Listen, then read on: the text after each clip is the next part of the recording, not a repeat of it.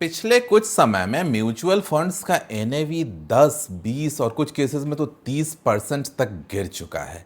Tata small cap fund लगभग 21% गिरा, मोतीलाल ओसवाल 18% गिरा, क्वांट टेक 32% गिरा। और अब सवाल ये है कि क्या ये बाइंग अपॉर्चुनिटी है या फिर म्यूचुअल फंड में भी वैल्यू ट्रैप हो सकता है। क्योंकि एक कॉमन बिलीफ ये है कि म्यूचुअल फंड गिर जाए तो एसआईपी बढ़ा दो, लेकिन क्या हर गिरा हुआ म्यूचुअल फंड खरीदना सही है? आज के इस वीडियो में हम समझेंगे कि म्यूचुअल फंड्स गिरते क्यों हैं, कौन सा गिरना अपॉर्चुनिटी है और कौन सा गिरना ट्रैप है। और अगर आप म्यूचुअल फंड में निवेश करते हैं तो ये वीडियो आपके बहुत सारे पैसे बचा सकता है और बढ़ा भी सकता है, इसलिए आखिरी तक ज़रूर देखना। दोस्तों, मेरा नाम है सौरभ सुमन और मैं हूं आपका पर्सनल वेल्थ गाइड और आप देख रहे हैं मेरा चैनल इन्वेस्टिंग विद सौरभ। मैं एक सेबी रजिस्टर्ड इन्वेस्टमेंट एडवाइज़र नहीं हूं, इसलिए कोई भी निवेश करने से पहले अपने वित्तीय सलाहकार की राय ज़रूर ले लें। म्यूचुअल फंड गिर क्यों रहे हैं? सबसे पहले एक मिसकॉन्सेप्शन क्लियर करते हैं। म्यूचुअल फंड का गिरना हमेशा खराब नहीं होता है। बेसिकली इसके पीछे कई कारण होते हैं और सबसे इम्पॉर्टेंट कारण मार्केट साइकिल करेक्शन। अगर मार्केट में करेक्शन आता है जैसा अभी रिसेंटली आया तो म्यूचुअल फंड्स गिरेंगे, इसमें म्यूचुअल फंड हाउस की कोई गलती नहीं है। एग्जाम्पल, अगर स्मॉल कैप स्टॉक्स में मान लो 30% का करेक्शन आया तो म्यूचुअल फंड भी जो स्मॉल कैप्स में इन्वेस्ट करते हैं उसमें भी करेक्शन नज़र आएगा। इस सिचुएशन में आपको करना क्या चाहिए? दूसरी चीज़ जो आपने देखनी है कि सेक्टर एक्सपोजर कितना है। म्यूचुअल फंड का परफॉर्मेंस पूरी तरह डिपेंड करता है उनकी पोर्टफोलियो होल्डिंग्स पर। अगर मोतीलाल ओसवाल की बात करें तो आईटी सेक्टर में उनका एक्सपोजर ज़्यादा था। अगर आईटी सेक्टर अंडर परफॉर्म कर रहा है तो फंड्स भी गिर रहे हैं। सेक्टर फंड्स में तो रिस्क और ज़्यादा हो जाता है। अगर मान लो क्वांट टेक फंड आईटी की बात करें तो आईटी का अगर फॉल हो रहा है तो क्वांट टेक फंड का भी पोर्टफोलियो एनएवी गिरेगा। Tata Nifty reality fund real estate में इन्वेस्ट करता है, अगर रियलिटी प्रेशर में आती है तो ये फंड हाउस भी अंडर परफॉर्म करेगा। ये बिल्कुल नॉर्मल है, इसमें फंड हाउस की कोई गलती नहीं है। अब कॉन्सेंट्रेटेड पोर्टफोलियो स्ट्रैटेजी क्या होती है? कुछ फंड बहुत ही कॉन्सेंट्रेटेड हो जाते हैं। फॉर एग्जांपल, मोतीलाल ओसवाल 20 से 25 स्टॉक रखता है अपने पोर्टफोलियो में, कन्विक्शन बेस्ड इन्वेस्टिंग करता है। अगर पिक्स सही निकले तो बहुत ज़्यादा आउट परफॉर्मेंस होगा, लेकिन अगर ये चॉइसेस गलत निकली, वीक निकली, तो शार्प अंडर परफॉर्मेंस भी देखा जाता है। इसलिए कॉन्सेंट्रेटेड फंड्स में वॉलेटिलिटी ज़्यादा हो सकती है। अब इसके अलावा स्टॉक स्पेसिफिक डैमेजेस भी कई बार म्यूचुअल फंड को प्रभावित करते हैं। टाटा स्मॉल कैप फंड क्यों गिरा? क्योंकि आईडीएफसी फर्स्ट बैंक उसकी एक बड़ी होल्डिंग थी। अगर आईडीएफसी बैंक के शेयर प्राइस में करेक्शन ज़्यादा आया तो इस वजह से टाटा स्मॉल कैप फंड का एनएवी भी उतना शार्पली गिरा।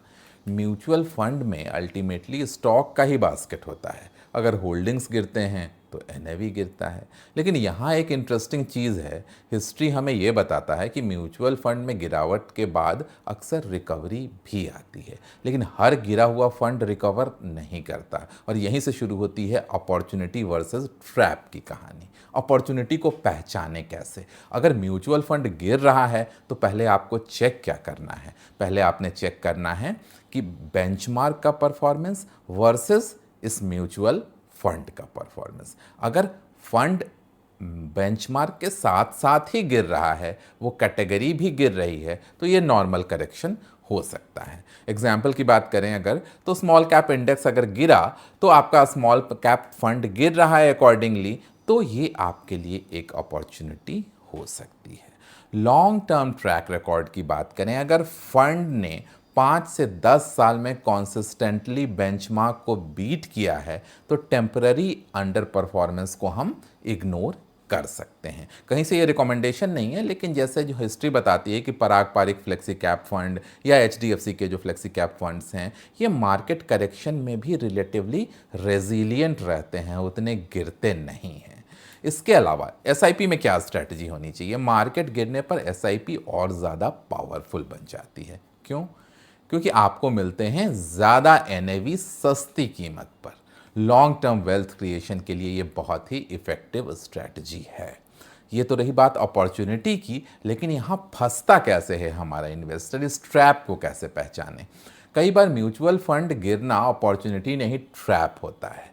कैसे? पहली बात, फंड लगातार अगर बेंचमार्क से अंडर परफॉर्म कर रहा है, अगर 3 से 5 साल तक फंड बेंचमार्क के नीचे है, कैटेगरी एवरेज के नीचे है, तो ये वार्निंग साइन हो सकता है, क्योंकि एक्टिव मैनेजर्स का wrong deviation under performance create कर सकता है। यानी मैनेजर कहीं ना कहीं लीक से हटकर काम कर रहा है।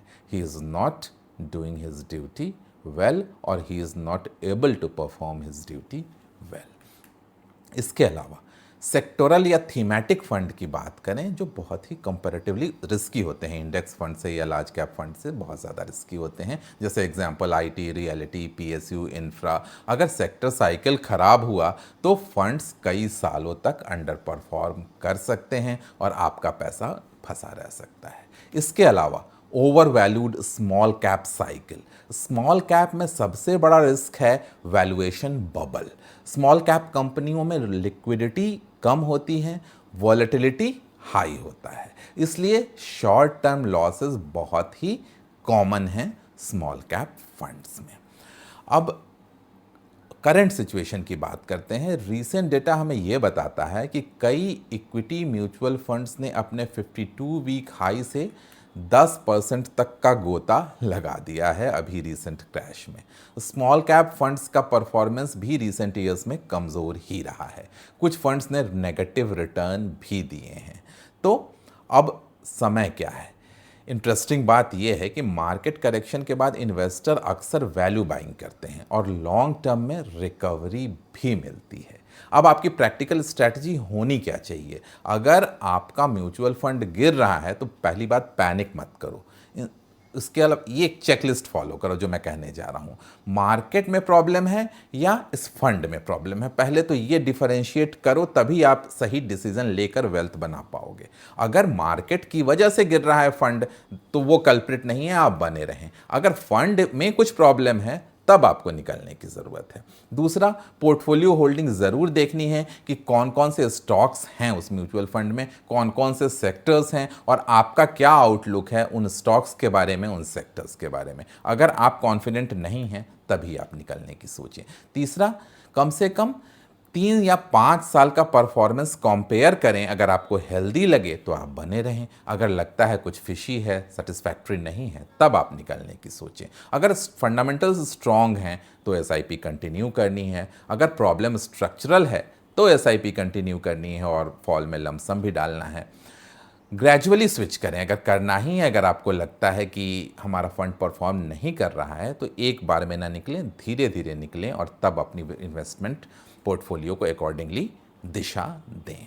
म्यूचुअल फंड गिरना हमेशा खराब नहीं होता, कई बार यही गिरावट लॉन्ग टर्म वेल्थ क्रिएशन का सबसे अच्छा एंट्री पॉइंट बनती है। लेकिन ब्लाइंडली बाई करना भी खतरनाक है, इसलिए याद रखिए हर गिरा हुआ म्यूचुअल फंड अपॉर्चुनिटी नहीं होता, कुछ गिरावटें ट्रैप भी होती हैं। स्मार्ट इन्वेस्टर वही है जो सिर्फ एनएवी नहीं देखता है, पोर्टफोलियो को समझता है म्यूचुअल फंड के और तब इन्वेस्ट करता है। दोस्तों, उम्मीद है आप भी इस वीडियो के माध्यम से चुन पाएंगे अपना अच्छा म्यूचुअल फंड पोर्टफोलियो। जल्दी ही मिलेंगे किसी नए वीडियो के साथ, तब तक सौरभ सुमन साइनिंग ऑफ।